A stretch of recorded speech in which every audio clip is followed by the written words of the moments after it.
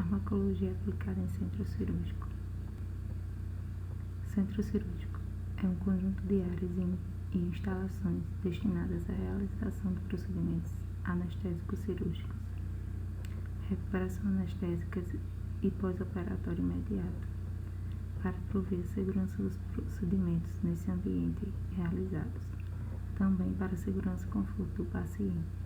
É um ambiente diferenciado dos outros setores da instituição hospitalar, por contemplar a excelência e rapidez dos profissionais que ali trabalham, assim como as novas tecnologias que já foram inseridas e são muito utilizadas para maior precisão e diminuição do tempo cirúrgico.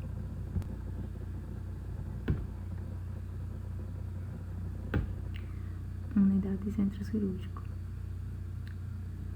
é formada pelo centro cirúrgico, propriamente dito, sala de recuperação pós-anestésica e centro de materiais e esterilização, CME. É composto por um conjunto de elementos destinados a realizar a atividade cirúrgica, recuperação anestésica e pós-operatório imediato. A unidade de centro cirúrgico é uma organização complexa com características e assistência especializada. Recursos humanos no centro cirúrgico. Equipe multidisciplinar. Médico cirurgião, anestesista, enfermeiro, técnico de enfermagem.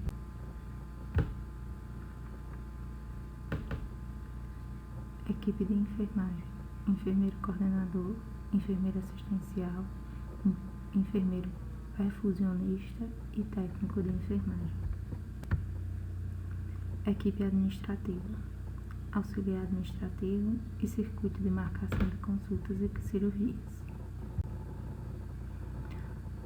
Centro cirúrgico. O centro cirúrgico deve dispor de materiais para cirurgiões, que são mais específicos, como material de anestesia e cardioanestesia, com todo o monitoramento necessário.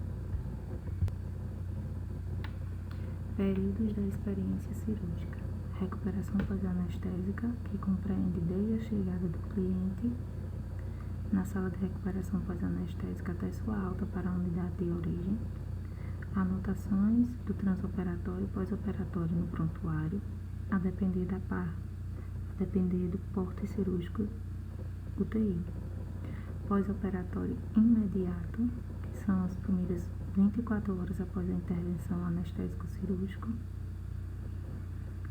Sala de recuperação pós-anestésica UTI ou CASA, em cirurgias ambulatoriais, estão aqui incorporadas. Visita pós-operatória pelo enfermeiro do centro cirúrgico, verificar resultados e evoluções do paciente. Pós-operatório imediato, que inicia-se após as primeiras 24 horas que seguem a cirurgia e se estendem até a alta do paciente, ou mesmo após o seu retorno ao domicílio. Tempo variável e individualizado. Plano de cuidados e avaliação para a alta. Anestesia. Objetivos da anestesia: suprir a sensibilidade dolorosa do paciente durante todo o procedimento cirúrgico, mantendo ou não sua consciência, promover relaxamento muscular e proporcionar condições ideais de atuação dos médicos cirurgiões. Enfermeiro. Assistência de enfermagem ao paciente anestesiado no intraoperatório merece destaque, não só pela visão, provisão, controle e pela avaliação de materiais e equipamentos utilizados nas anestesias gerais e regional, mas também pela sua atuação na indução anestésica, monitoramento, intubação, extubação endotraqueal e em situações de emergência.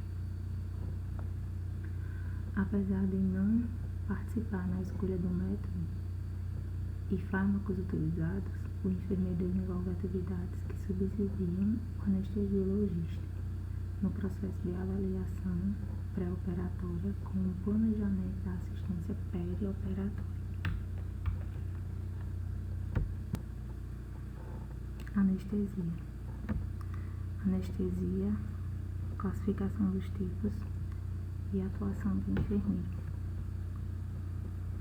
A Após o início da anestesia, alguns procedimentos integram as atividades desenvolvidas pelo enfermeiro no período intraoperatório: posicionamento adequado e monitoração dos parâmetros clínicos, aquecimento do paciente e sondagem vesical, e acompanhamento na indução anestésica.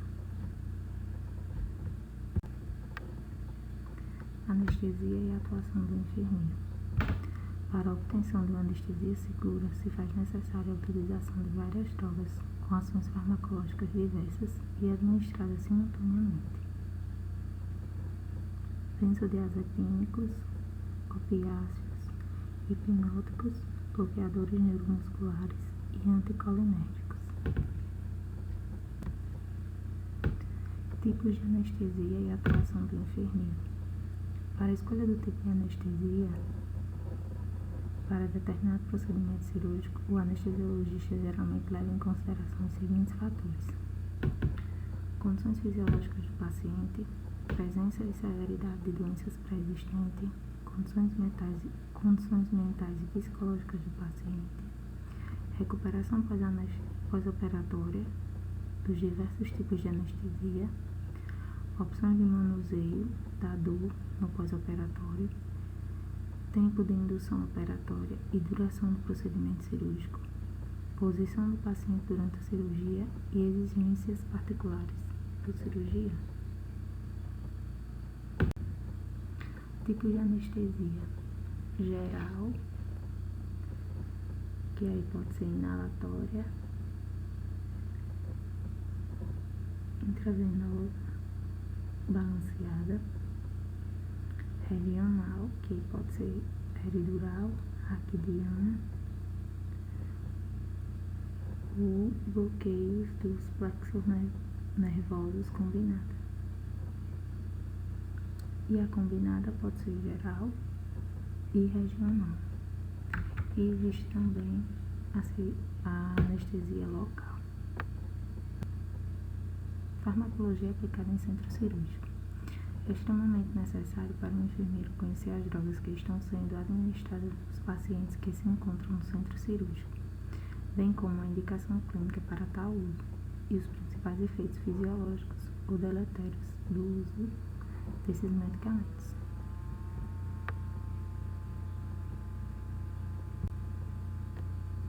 Farmacologia dos medicamentos sedativos, drogas vasoativas e broncodilatadores.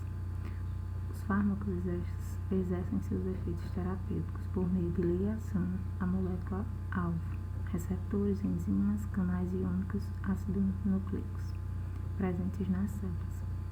A magnitude do efeito produzido a partir desta interação medicamento-molécula-alvo depende especialmente da concentração dessa substância no sítio de ação.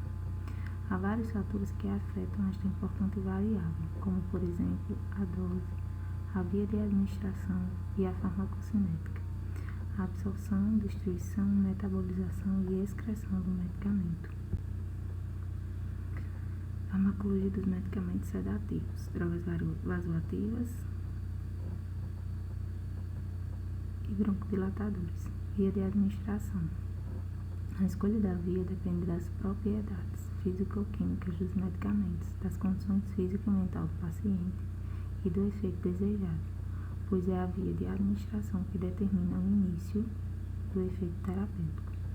As principais vias de administração mais comumente usadas são oral, endovenosa, intramuscular, subcutânea, retal e sublingual. Uma vez administrado, o medicamento percorre o organismo, passando por fases que estão desenvolvidas no início, absorção e destruição, e na finalização, metabolismo e excreção de sua ação. Cada medicamento apresenta uma farmacocinética particular, ou seja, o próprio perfil de absorção, destruição, metabolização e excreção. Drogas sedativas e hipnóticas. Os hipnóticos sedativos produzem depressão do sistema nervoso central em graus variados, que podem resultar em sedação, hipnose, anestesia e coma, dependendo da dose, via de administração e sensibilidade do paciente. Esses agentes são amplamente prescritos com o objetivo de controlar estados confusionais agudos, induzir, facilitar e manter o sono, facilitar a intubação, a realização de procedimentos invasivos e a ventilação mecânica. Além disso, ajuda no alívio do pânico e da ansiedade do paciente, bloqueando a resposta fisiológica ao estresse. As classes terapêuticas mais comuns são os benzodiazepínicos, os neurolépticos e os analgésicos opioides.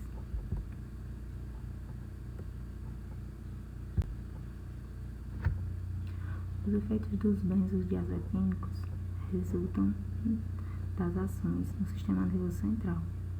Todos os representantes, em maior ou menor grau, têm a capacidade de reduzir a ansiedade, causar sedação, hipnose e relaxamento muscular. O clonazepam, o clorazepam e o diazepam possuem propriedade anticonvulsivante. São considerados medicamentos com boa margem de segurança, pois mesmo em altas doses, raramente são fatais, a menos que sejam associados a outros depressores do sistema nervoso central. O emprego dos benzodiazepínicos estão tradicionalmente ligados ao controle da resposta emocional, medo e ansiedade relacionados com a dor. São úteis também no combate à insônia e à contração muscular, que acompanha a sensação dolorosa, bem como a redução do estresse do paciente, o qual se beneficia do seu efeito amnésico em procedimentos médicos estressantes. Precauções relativas ao uso desta classe farmacológica incluem pacientes com doença respiratória obstrutiva, idosos e aqueles que fazem uso de outros repressores do sistema nervoso central. Os sintomas de abstinência dos benzodiazepínicos são ansiedade, agitação, irritabilidade, depressão, insônia, cefaleia, tontura, anorexia, fraqueza, fotofobia, diarreia, náusea e vômito. Diazepam tem sido cada vez menos utilizado, pois possui uma meia-vida longa de 20 a 50 horas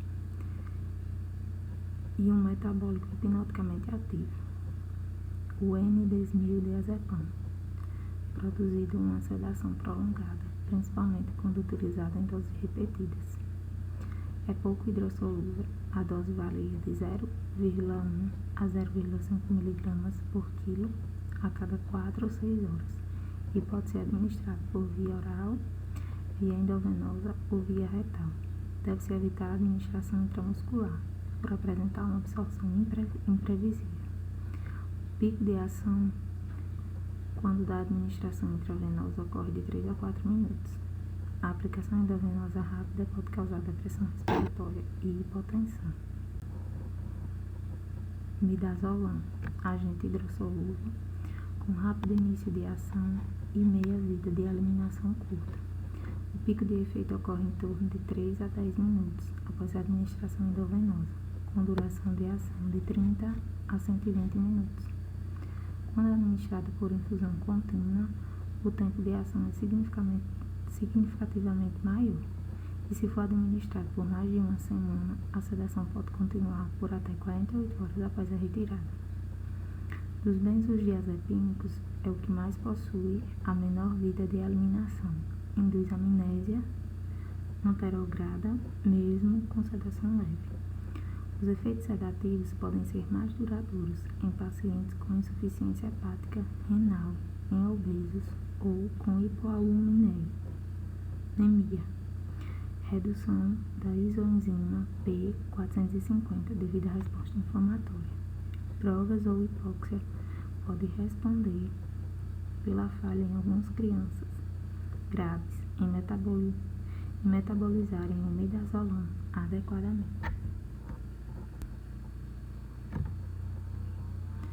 A administração isolada de midazolam é insuficiente para prover adequada sedação durante a ventilação mecânica prolongada, sendo comum a administração concomitante de opioides. A administração concomitante de opioides aumenta o risco de depressão respiratória, que é dose dependente. Hipotensão é relativamente frequente e nos pacientes hipovolêmicos pode ocorrer mesmo em doses baixas. Seu uso prolongado induz a tolerância e a sua retirada abrupta leva a síndrome de abstinência. A dose individual varia de 0,1 a 0,3 mg por quilo EV, máximo de 5 mg por dose. Em infusão contínua são preconizadas doses variadas de 0,05 e 0,6 mg por quilo por hora, máximo de 15 mg por hora. Recomendação: midazolam é um benzodiazepínico recomendado para a maioria das crianças em UTI pediátrica que requerem sedação endovenosa.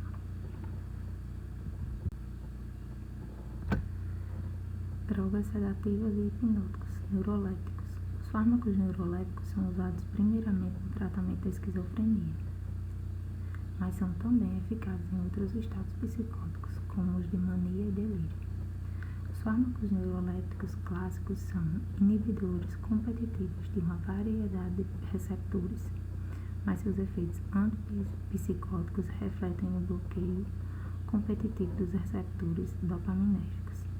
A cautela no que concerne ao uso dos neurolépticos inclui pacientes com doenças cardiovasculares, hepáticas, renais, respiratórias crônicas e especialmente crianças e idosos com história de crises convulsivas. Neurolépticos, cuidados na administração.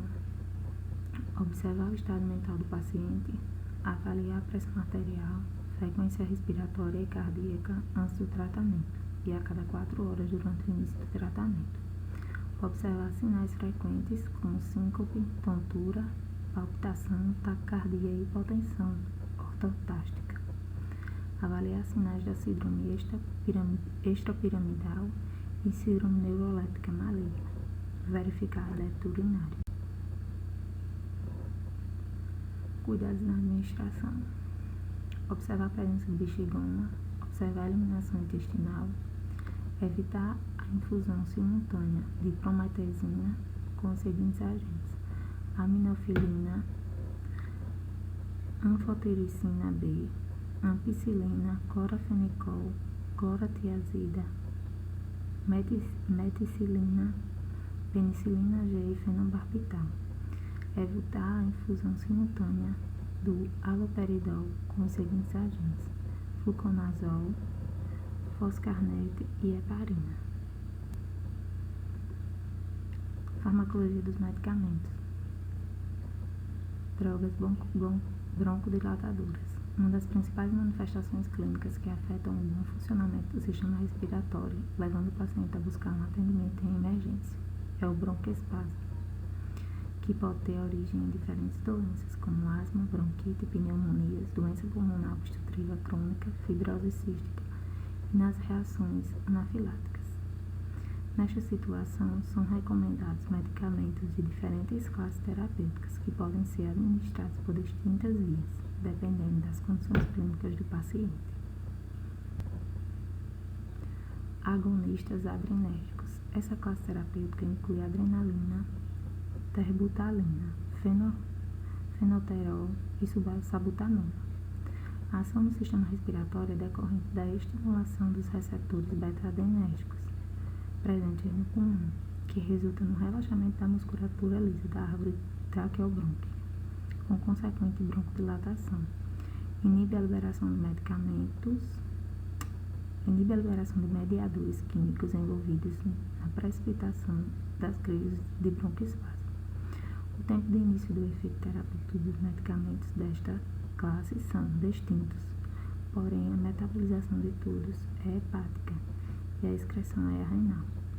O uso desses agentes deve ser cuidadoso nos pacientes portadores de diabetes, doenças cardiovasculares, hipertireoidismo, aterosclerose cerebral, quadros convulsivos, hiperplasia prostática, glaucoma e em idosos. Derivados da xantina. A administração dos derivados da xantina deve ser cautelosa em idosos, pacientes com doenças cardiovasculares ou hepáticas, com úlcera péptica ativa, diabetes e hipertireoidismo. A aminofilina é utilizada preferencialmente por via intravenosa, o que demanda cuidados relativos à incompatibilidade com outros medicamentos, muitas vezes infundidos de modo simultâneo.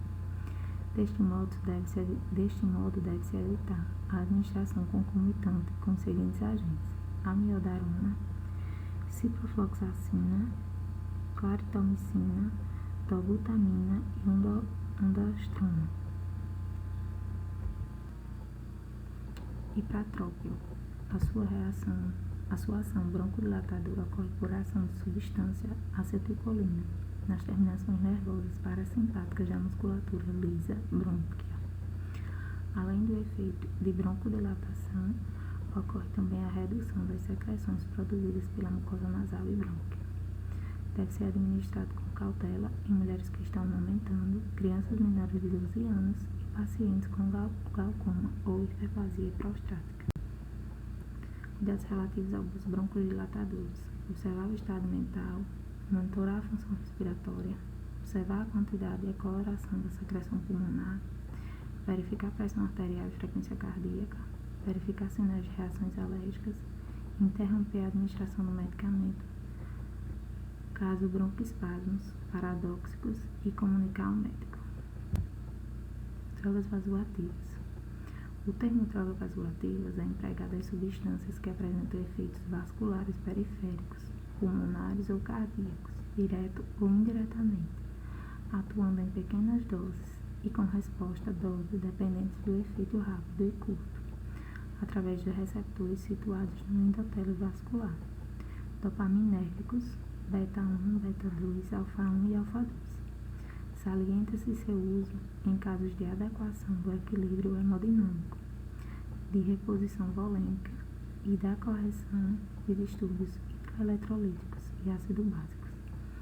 As rápidas e potentes ações destas drogas determinam mudanças importantes em padrões hemodinâmicos e respiratórios, tornando-se necessária a utilização e monitorização contínua para aferir essas alterações. Drogas vasoativas simpaticomiméticas. As catecolaminas, noradrenalina, dopamina e dobutamina são os agentes simpatomiméticos mais utilizados em situações de emergência. Os efeitos da catecolaminas variam de acordo com a dose utilizada, podendo estimular receptores alfa, beta e dopa. Portanto, essas drogas são classificadas em alfa-adrenérgicas, beta-adrenérgicas e dopaminérgicas, ou mista, de acordo com o predomínio do receptor sensibilizado. Aqui uma tabela mostrando os principais catecolaminas e seus efeitos nos receptores adrenérgicos. Dopamina. Mecanismo de ação. É inativada no meio gástrico, portanto, só pode ser utilizada por via endovenosa, em administração contínua. Apresenta início e cessação de seus efeitos praticamente imediatos. Sua meia-vida é de 2 minutos. Os metabólicos são eliminados por via renal. Indicações para pacientes com disfunção miocárdica e baixo débito cardíaco. Também indicado em situações nos quais os parâmetros hemodinâmicos estejam estáveis, porém com oligúria persistente, que é o efeito dopaminérgico.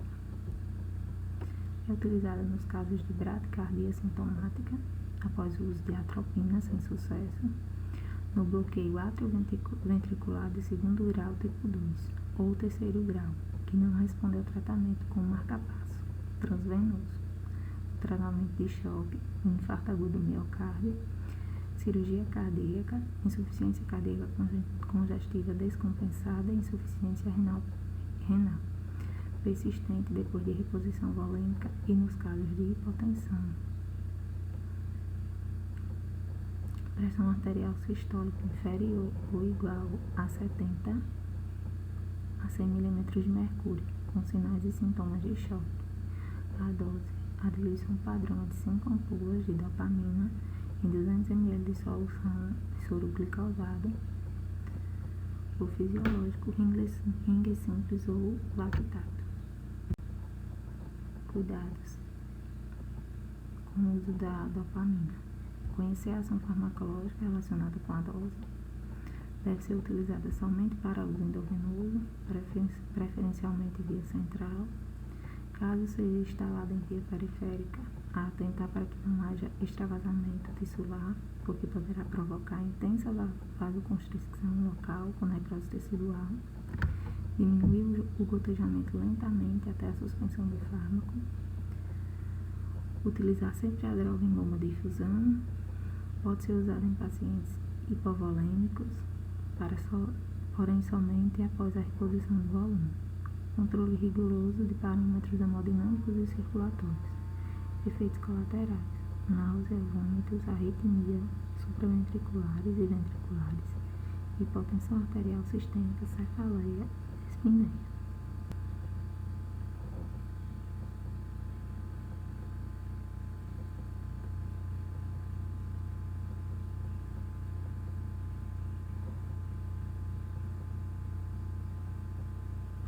Dopamina, mecanismo de ação.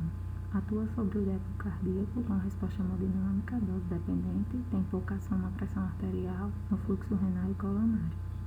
Esta droga está associada ao aumento da incidência de arritmia ventricular e mortalidade.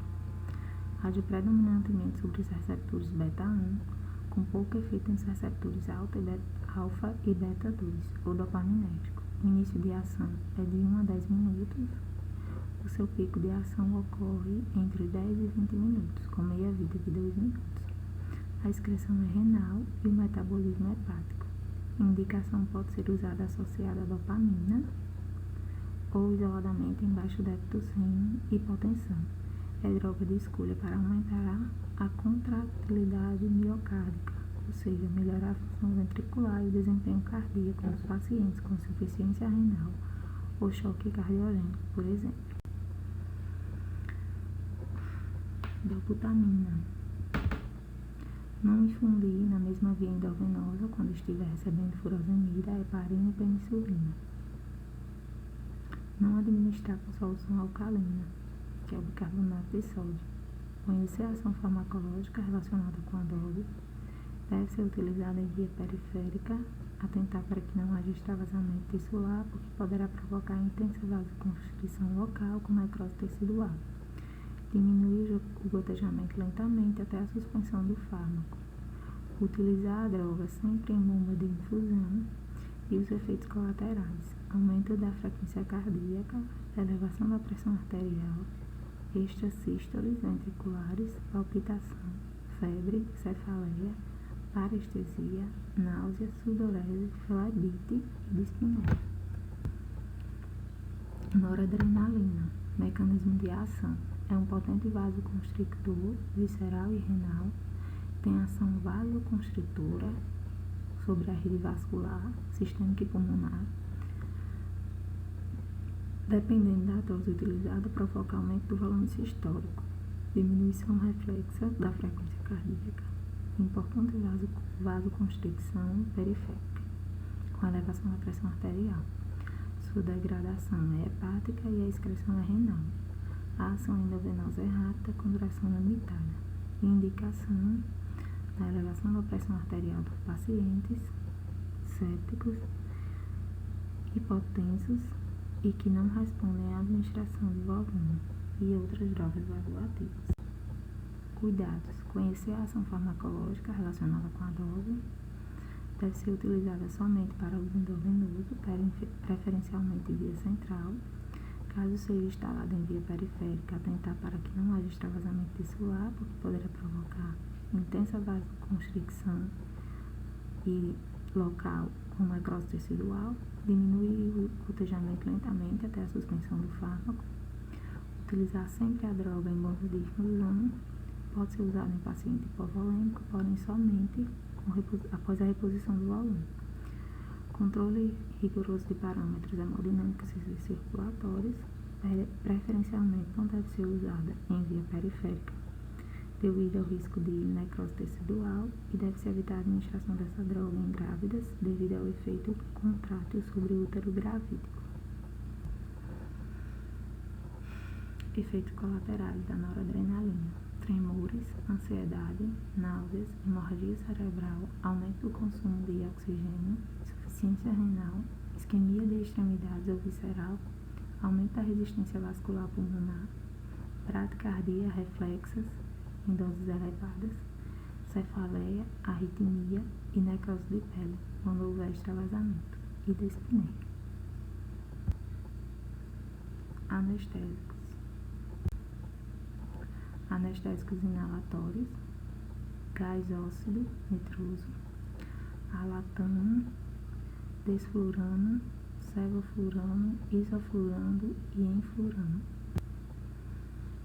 Gás óxido nitroso, potente analgésico, mais um anestésico geral, fraco, não deprime o sistema respiratório, associa-se a outros fármacos para ação anestésica indolor, não relaxa a musculatura esquelética, menos hepatóxico, mais seguro da classe, desde que associado com mínimo de 20% de oxigênio e efeitos adversos, náusea, euforia e agitação em crianças. Alotano, indução rápida ao estado anestésico que permite uma rápida recuperação. Odor agradável, coadministração com óxido nitroso e opioides ou anestésicos locais, depressor cardiorrespiratório, relaxamento dos músculos esqueléticos, uterinos pode ser utilizado para obstetrícia quando houver essa indicação. Efeitos adversos: depressão circulatória, arritmias, hepatotoxicidade e hipertermia maligna. Isoflurano não induz arritmias cardíacas, produz uma vasodilatação periférica acentuada, produz hipotensão, induz vasodilatação coronariana, aumentando o fluxo sanguíneo e o consumo de oxigênio pelo miocárdio, indicado para cardiopatas e não possui ação tóxica nos tecidos. Enflurano, excretado via renal, contraindicado em pacientes com insuficiência renal, maior potencialização dos relaxantes musculares, excitação do sistema nervoso central e não indicado para pacientes com distúrbios convulsivos. Produz menos arritmia e é utilizado preferencialmente em pacientes adultos e não é hepatóxico. Desflurano, apresenta baixa letalidade, recomendado administrar com vapor especial, possui rápida indução e boa recuperação anestésica, não utilizado para anestesias longas, diminui a resistência vascular e proporciona boa irritação nos tecidos e efeitos adversos. Irritação de vias aéreas, podendo causar tosse, laringoespasmos e secreção brônquica excessiva. Sevoflurano, possui tempo de recuperação superior aos outros anestésicos, não irrita via aérea, muito utilizado em neurocirurgia, rápida absorção e excreção, biotransformação hepática e é contraindicado em pacientes com doença renal e pode ser administrado em crianças. E o efeito colateral é nefrotóxico. Anestésicos locais: lidocaína, anestesia rápida e intensa, início de 3 a 15 minutos. Principal anestésico local usado em anestesia por infiltração. Apresentação com e sem vasoconstrictor. Quando associada a um agente vasoconstrictor, a anestesia aumenta a sua toxicidade e diminui ainda mais a infiltração e espinhal.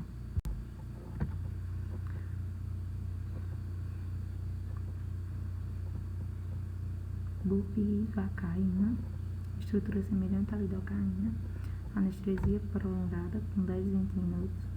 A obstetrícia pode ser utilizada no trabalho de parto, epidural e espinhal, cardiotóxica, arritmia e depressão miocárdica. Anestésicos locais, efeitos adversos no sistema nervoso central. Inicialmente, estimulação do sistema nervoso central, inquietação, desorientação, tremores, convulsões, depressão generalizada e insuficiência respiratória. Efeitos adversos cardiovascular, depressão do miocárdio, vasodilatação e hipotensão grave. anestésicos intravenosos, barbiturados. Agente de segunda ou terceira escolha para uso na sedação prolongada, quando os opioides e benzodiazepínicos falham.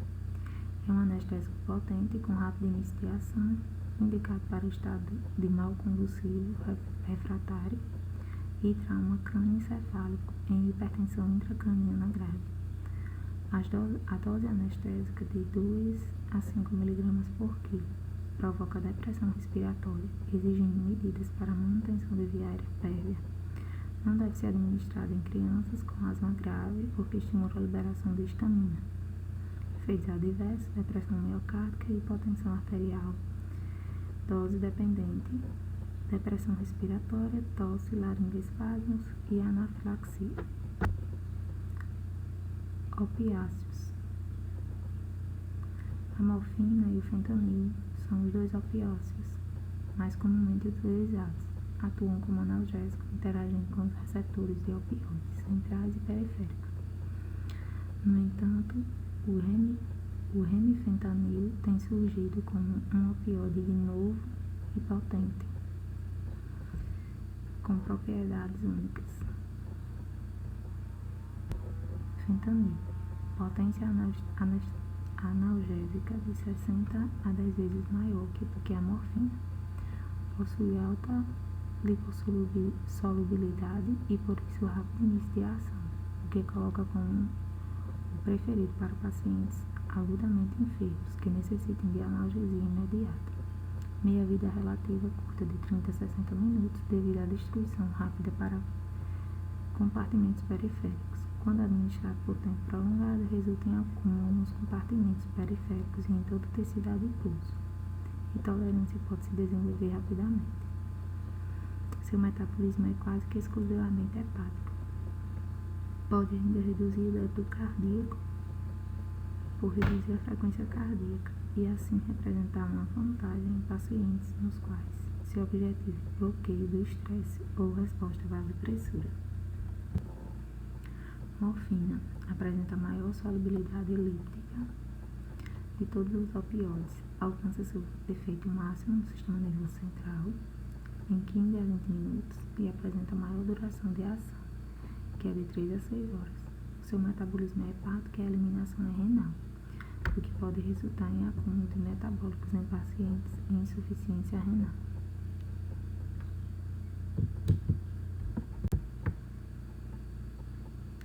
Morfina. A meia-vida de eliminação ou eliminação semelhante à que ocorre em adultos pode ser observada nos primeiros meses de vida. Efeitos adversos: liberação de quantidades significantes de histamina e inibição da resposta simpática compensatória, que pode resultar em hipotensão, principalmente após a administração em bolos. Há também risco de síndrome de abstinência com interrupção da infusão. Neste caso, os sinais de sintomas incluem dilatação pupilar, lacrimejamento, sudorese, arrepios, hipertensão, hipertermia, vômito, dor abdominal, diarreia, dor muscular, artralgia e alterações comportamentais.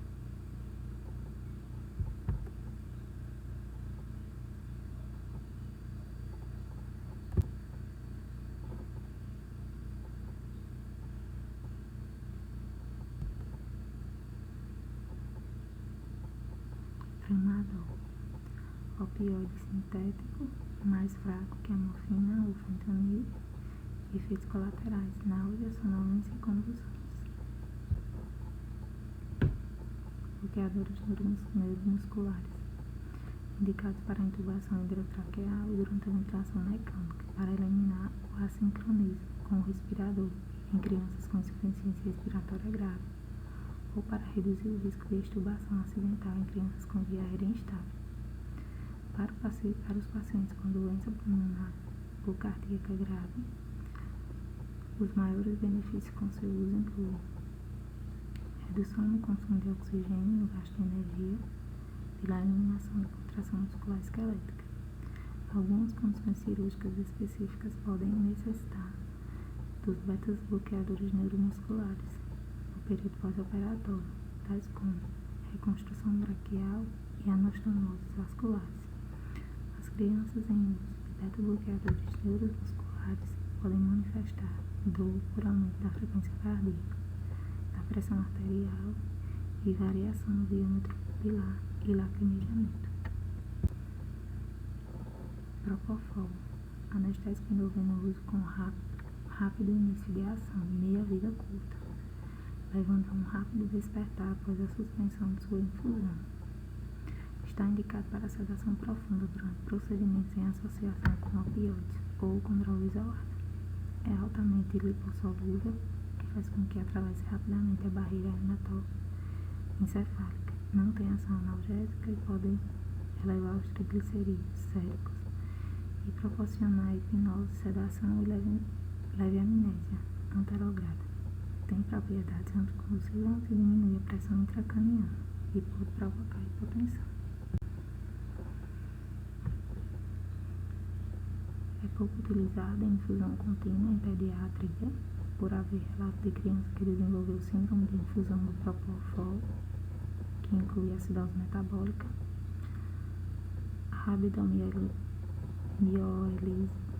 hipolipidemia, insuficiência cardíaca e bradiarritmias e morte. Mais recentemente, tem sido adicionada à lista de agentes usados para sedação e analgesia de crianças durante a ventilação mecânica, por períodos de até 24 horas, com um prolongamento do estado anestésico em casos selecionados. A experiência clínica do seu uso em períodos prolongados ainda é limitada, especialmente em crianças. Pode levar à tolerância e síndrome de abstinência.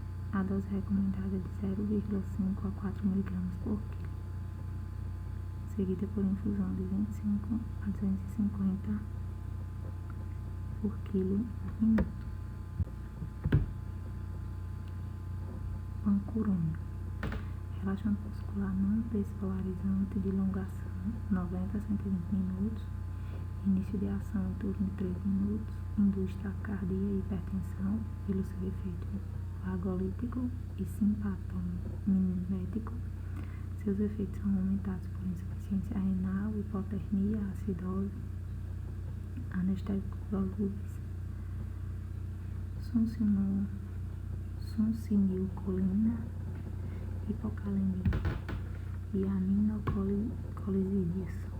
Dose de 0,05 a 0,1 mg por quilo-hora EV, com infusão contínua ou em doses intermitentes, de 1 em 1 hora.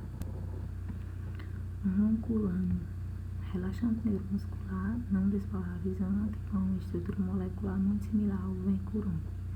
Tem ação intermediária com a mesma duração de ação do vencurônio, porém com início de ação quase 2 vezes mais rápido.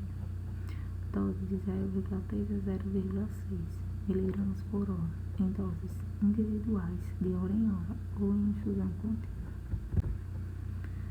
Atracurônio, utilizado em ventilação mecânica invasiva. Dose individual de atracurônio tem início de ação relativamente rápida, oferecendo condições adequadas para a intubação em aproximadamente 90 segundos. Dose de 0,5 a 0,6 mg por quilo. Meia-vida de eliminação de 21 minutos. Em torno de 10% da droga é excretada na urina, porém o efeito não está prolongado na insuficiência renal ou hepática. Indicado para nefropatas e hepatopatas. Clearance do atracurônio tende a ser mais rápido em crianças do que em adultos. Atracurônio ou vencurônio em infusão contínua são os beta-bloqueadores neuromusculares recomendados para a grande maioria das crianças que requerem bloqueio neuromuscular. Succinila, ação instantânea com duração entre 1 a 2 minutos, utilizado no auxílio da intubação orotraqueal e efeitos adversos, hipertermia maligna, arritmia cardíaca. E aqui são quadros mostrando os rótulos das seringas contendo medicamento utilizado durante a anestesia.